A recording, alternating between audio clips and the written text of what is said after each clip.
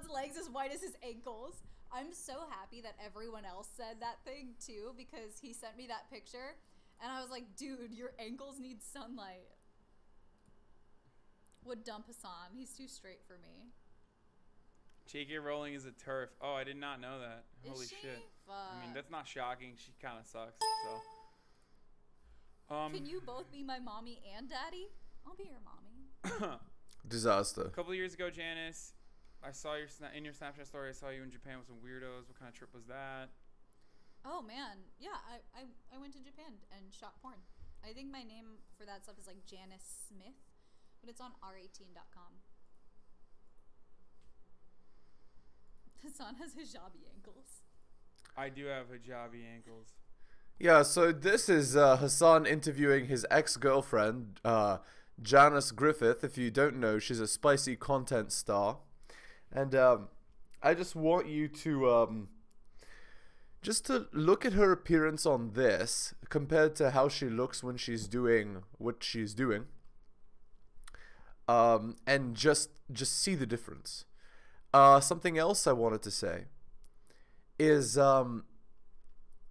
she has a dog, and that Hassan would date a spicy content star says a lot about like his knowledge of how the bedroom fund marketplace works, right? Like, obviously you shouldn't be doing that. These girls have too high an end count. Not a good bet for paternity, and I'm not surprised they broke up. You can't be dating somebody who is literally taking it from a bunch of different men. You just can't.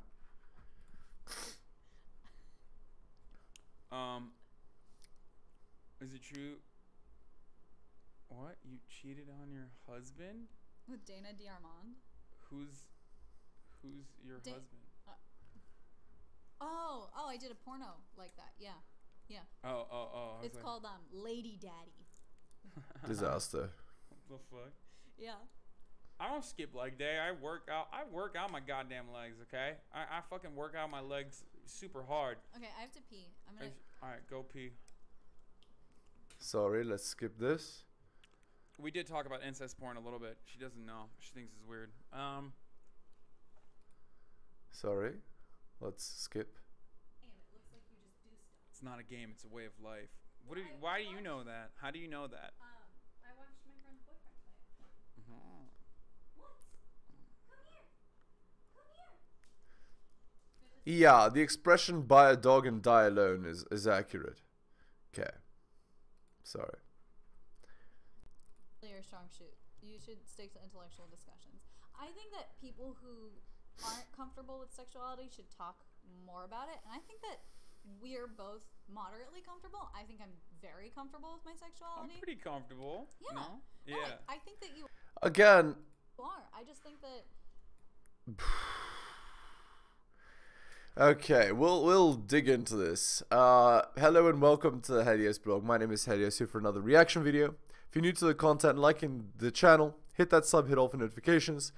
Go to my Patreon and subscribe, patreon.com/theheliosblog. Drop me a donation.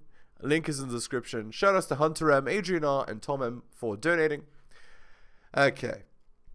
If a girl ever tells you that she thinks that you're comfortable in what Janice just said, yeah, she thinks you're an SIMP.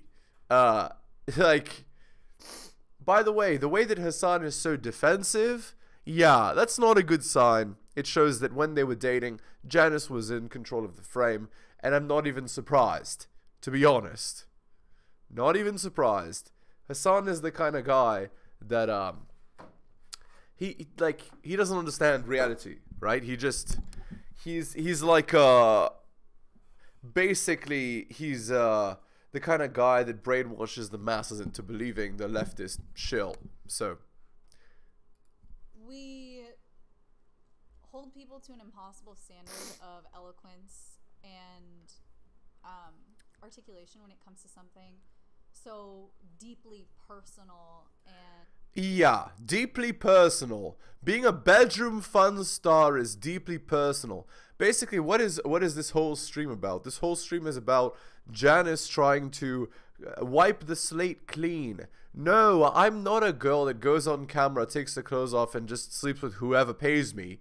No, I'm, you know, doing stuff that's deeply personal, deeply spiritual. I've done my healing. Meanwhile, she's in the apartment alone with the dog. Like, what does that tell you? Where's her husband? Where's the children at her age when she should be having them? And that varies, you know? Like, I think the way that we get over sex being so taboo is by everyone talking about it, or everyone who wants to talking.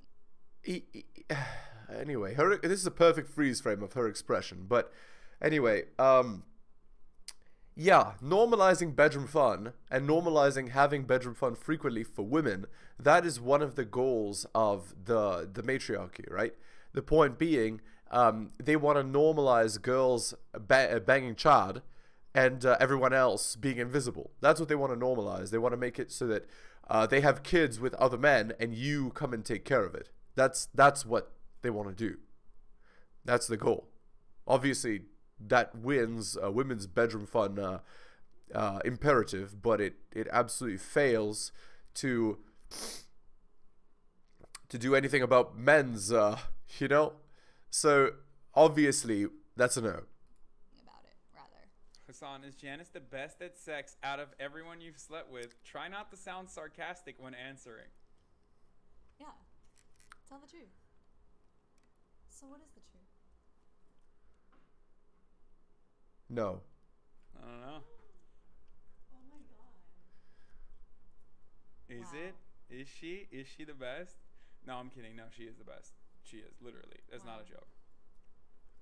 I feel like he's lying now. I'm not lying. I'm being honest. You see? You see? The dynamic is just way off. Like, although the way that they're talking to each other, it does seem like there's still some tension there. So I'll bet that they had some nice bedroom fun, and that dynamic was fine. But the relationship dynamic was off. Like, he was being an SIMP, she was ruling the frame, she was doing stuff that he didn't like, and he didn't want to tell her because he wanted to be, you know, woke, and so on, and that ruined the relationship. I'll bet that's what caused the problems in the relationship. Because the way they're talking is full of tension, and bedroom fun is tension plus logistics. So I'll bet they had really good bedroom fun, actually. I'm being super honest. Janice, can you talk about how Pornhub and MindGeek have devalued the industry and bottomed out salaries for performers? Yeah, I mean, that happened. Also, the industry is just stupid. Everyone is stupid. Everyone is bad at their job. People didn't think that internet porn was going to take off, so they didn't invest money in it. And they let MindGeek get ahead of the game and create this, you know, conglomerate of an impossible to break down, like, Medusa head of porn sites. It sucks, but a lot of performers are pivoting to making their own content, which is really cool, like OnlyFans, private Snapchats, ManyVids, and other clip sites. I think we're on the precipice of a porn resurgence. I see. So basically, you absolutely destroy yourself, right? You ruin yourself and your future and you don't even get paid a lot for it. That's what I'm hearing. Tell me in the comments if you're hearing something different. Because the previous generation is honestly dying out. Like, yeah, the porn industry as we know it is very new in terms of the previous 25-year-olds are dying out. That's right. You know, the internet and shit like that. Like, But it's good, right? Because they're bringing you know, they're bringing power back to the worker by owning their own intellectual property, right? yeah, it just sucks because of Again, the way that they're talking about spicy content like it's intellectual property, it's just banging on camera. Come on, guys. Like, guys, stop romanticizing this. This isn't some, like, incredible thing that no one can do. Like, she's not Mozart, for God's sake. You know, like, I don't even know what to tell you. Okay, anyway. the discrimination that we face as sex workers. There are not many places that we can sell our content. Ah, yeah. Discrimination. Everybody is against them. No, people that make bad decisions should have the bad decisions shamed. Becoming a quote-unquote bedroom fun worker, a spicy content creator, is a bad idea. So it should be shamed. Sorry, you're not going to be, loved and adored and esteemed figure in society for doing this. This is literally selling your body to the, apparently not the highest bidder, to the medium lowest bidder, and expecting to be praised for it. Like, nobody, we don't praise people for doing what is easy. Oh, I got bad grades in high school, and I have no prospects. I'm just gonna sell my body. You know, like, do you see what I'm saying? It's the easiest thing in the world. It's the oldest profession. It's not something that's admirable or amazing or, you know, like, praiseworthy. And that you're talking as though it should be is utterly, utterly ridiculous. How about try being a good wife and mother? How about try having an income of 0 before marriage? That's hard. And actually expect revenue, because people don't want to do business with us. They think that our dollars are higher risk. We're at a higher risk of chargebacks, because people will be like, oh, I bought that porn, but actually I didn't mean to buy it. Can I have my money back? And they get to consume the product, and then they get a refund. And it happens more often than, you know, I'd like. Which question? Can y'all stop sucking each other off and roast each other? Yeah. That was funny. That was actually funny. Oh, Janet, you won the poll apparently. So Izzy put a straw poll, and the results say that 56% said, "Who do you want?" Janice Griffith. 44% said HasanAbi, and out of 85 votes, you won. That you are Wow. you are the victor. If you could only What a surprise. frame yourself appropriately, like maybe move a little bit further to your left. Maybe if I could see the fucking monitor. You can't. Yeah, you see? Yeah, I don't like this. I don't like this dynamic. But anyway, really don't like the way that they talk. It is very obvious that that things went bad in the relationship dynamic. Okay. Speaking of, let's read this chapter of The Rational Male by Rollo Tomassi. And I think it applies perfectly here. This is called the savior schema. Every time a man is being nice to you, he's offering... That's all it is. Can I get that for you? How about some you know what? Can I help you with that? Can I help you with some you know what? Do you need some you know what? Chris Rock. The savior schema. The beta male expectation of reciprocation of intimacy, usually bedroom fun, for female problem solved. This is a learned and developed behavior that results from men's natural push to deductively search for the most rational solution to a problem. It's really linear logic. I need sex, plus women have bedroom fun, plus I must discover what is required for me to get bedroom fun from women, plus I will perform, embody, and identify with said requirements, and then women will reciprocate her bedroom fun intimacy. Needless to say, this is simplistic at best, but it's the root cause for most of men's frustrations with women.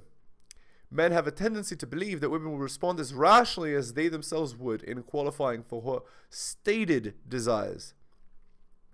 The manosphere is full of men who can tell you this simply isn't the case for a number of reasons, but sadly they still think that women ought to live up to and honor their implied agreement. The fundamental flaw of the savior schema, which is Captain Saver, bedroom fun worker, is that it's essentially negotiated intimacy, and negotiated intimacy is never genuine. You can fix a woman's flat tire, help her out of financial jam, fix her a nice lasagna, give her the perfect shoulder to cry on, babysit her kids, and listen to her drone on for hours on the phone, and she'll still go and sleep with her outlaw biker boyfriend because her intimacy with him is genuine, unnegotiated, and unobligated. She wants to have bedroom fun with him. She doesn't owe him bedroom fun. What AFCs fail to understand is that all the financial, emotional, dependable support you could possibly offer a woman is no substitute for raw, unmitigated chemical desire. Some of the most irresponsible, unreliable, poverty-level washouts often get more bedroom fun than any dutiful, loyal AFC suffering from a savior schema, because there is no obligation. Reciprocity. In the wild, the law of reciprocity and fair exchange is a fairly obvious one. Most higher-order social animals have some innate understanding of exchanging resources. In fact, you could argue that pair bonding, family structure, and social collectives are for the most part based on this shared exchange arrangement. So it stands to reason that in the course of human evolution, we too develop this innate psychological wiring, thus making men prone to deductively seeing it as the shortest distance between what we have and what we want. The difficulties arise when women learn to covertly use this innate psychology of exchange within the context of a social framework that gives them a resource advantage for little or no exchange of their own. Thus, women model their social norm that mirrors men's natural default position of disposability and place their attentions and intimacies as unassailable resources, so valuable that no effort on a man's part can overtly merit it. When a woman is appalled by the notion that she should be obligated to have bedroom fun with a man in exchange for dinner and a movie, this social convention is the root of that insult. The protector dynamic. Of course, the flip side to this argument is that the protector dynamic, which is the natural propensity for a man to want to provide protection for his mate. Over the course of our evolutionary history, certain psychobiological behaviors prove to be beneficial to the survival of our species. Specific hormonal releases prompt different emotions and behavioral reactions as a response to our environments. Women, for instance, produce higher volumes of oxytocin and estrogen, thus prompting a natural instinctual feeling of well-being and nurturing her children. The same is true for men. Being generally physically stronger and possessing 12 to 17 times the testosterone levels, men have evolved chemical cocktails of their own and thus feel a natural protection instinct when prompted. The conflict comes when the AFC confuses this protective dynamic with the savior schema. The natural feelings derived from his biochemistry only serve to reinforce his savior mentality and solidify it as part of his personality. Even when a woman's repeated behavior directly contradicts his notion of reciprocating intimacy for help, the savior schema only rationalizes it as being inconsistent with a single individual woman. This then is the root of the white knight schema, exchange protection for intimacy, i.e. bedroom fun. Once again, women cleverly, almost subconsciously so, use this dynamic to arrange a beneficial but unequal exchange of resources. So in Janice's case, she's like Hasan is the savior. He's the white knight. So, yeah, that's the story here. Can't. Okay, there you go. That's perfect. Dick bag. I liked Owen Gray for a while. We were friends, but recently I found out that he put someone's video that he shot with on Pornhub because they didn't text him back, like out of revenge. And I thought, I see. When she says we were friends, it means they were friends with benefits. She's having. By the way, when she's not wearing makeup, etc., look at her. I'm gonna quote Kevin Samuels, average at best. So keep that in mind, guys. You like when these girls are online, you know, on these applications, you know, let's say Tinder or whatever. They're using filters, they're using perfect lighting, they're using perfect makeup, they're using like every little thing to make themselves look as attractive as possible. And they say this about movie stars as well. None of them are as attractive as they appear in the movie, and that's because everybody is doing their very best to make them look as good as possible, right? They're not like that in real life. Not that was wrong. So I don't consider Owen a friend of mine anymore, which sucks. Friends with benefits. Nice. But I think that behavior was really suspicious and wrong. And I've seen this is virtue signaling. You see? I won't associate with that person. I'm a good person. I will not associate with the bad person. That person's bad. I'm good. You see what I'm saying? It's such an obvious virtue signal, right? Again, women are afraid of being kicked out of the tribe, of being kicked out of their village. And so because of that, they do this virtue signaling thing where they have to appear as though they're a quote-unquote good person. No matter the situation, they'll deflect and fight and argue to make sure that you see them that way. Even when she's a spicy content star, that instinctual behavior still exists. You see? A lot of other models talk about him, unfortunately. I do believe that other people deserve more flack for worse shit, though. So I'd rather not focus on, like, someone else. Alright, you answer the questions while I go pee now. I'm Okay. just gonna, like, exclusively put the camera on you. Hold on. Okay. I wish, because they all kind of sound the same except for mine. How hard do you guys have to be in this chat room that you want Hasan to be your daddy? This dude is office rocker. He's about 3 steps away from being in a padded cell. Okay. We can see the man breaking down on stream right Yeah, now. because you're lying. You're lying. It's not that you're lying. You're just like not revealing key details, and I don't want to reveal it either.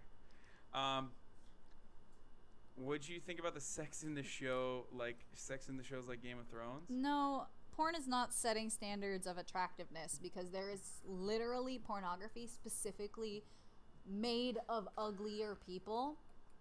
No, it's not true. It does set the standard. And actually, what's funny is this. Spicy content in many ways is more real than reality. Here's what I mean. It's hyper real, right? The guys are super attractive chads. The girls are thin and pretty and submissive and do everything the man says. Like, it's literally achieving the fantasy for both men and women, right? Like, for women, the fantasy is they want, like, the most attractive, tall, huge, jacked guy who then, you know, also in the scene is also, like, rich. They want that guy to take them and rail them and, you know, order them around, basically. So it's like the dynamic is daddy and daughter or whatever. You see what I'm saying? It's like the dynamic is dominant and submissive, and it's dominant and submissive in the direction you'd expect, the man being the dominant and the woman being the submissive. The irony is that in this chat here between Hasan and Janice actually is the dominant. So it's backwards. It's not actually correct. And the reason why so many people gravitate towards spicy content, right, is because spicy content is one of the few places where, well, first of all, it's unlimited access to unlimited bedroom fun, but it's also one of the only places where the actual dynamic that men want, where they can actually see it and, you know, they're not experiencing it directly, but they're experiencing it indirectly, right? That's the dynamic that men actually want, and they don't ever get it. It's a fantasy for some men because it takes a lot of work to be able to be the kind of guy that is able to get that kind of reaction out of women, right? There are porn sites that capitalize off of the, like, ugly girl. That's, again, that they're a niche and not a main thing tells you everything you need to know. She's using an exception to explain, to generalize, right? Which you can't use one example to generalize to the whole population. That's a logical fallacy. Not that I expect a girl like her to even know what logical fallacies are, because she's taken the easy path in life. So presumably she's taken the easy path in education as well. But I mean, again, what do I know? That's just an assumption. All right. This is posted 11 hours ago on relationship advice. The guy is 28 and the ex is 30. I, 28 male, cheated on my ex 30 of 5 years with my best friend's sister. Pardon that. I'm still in love with my ex. To be honest, I don't remember much of the night because I was angry. I assume he was on illicit substances. All I remember is that I woke up with my best friend's sister in my bed.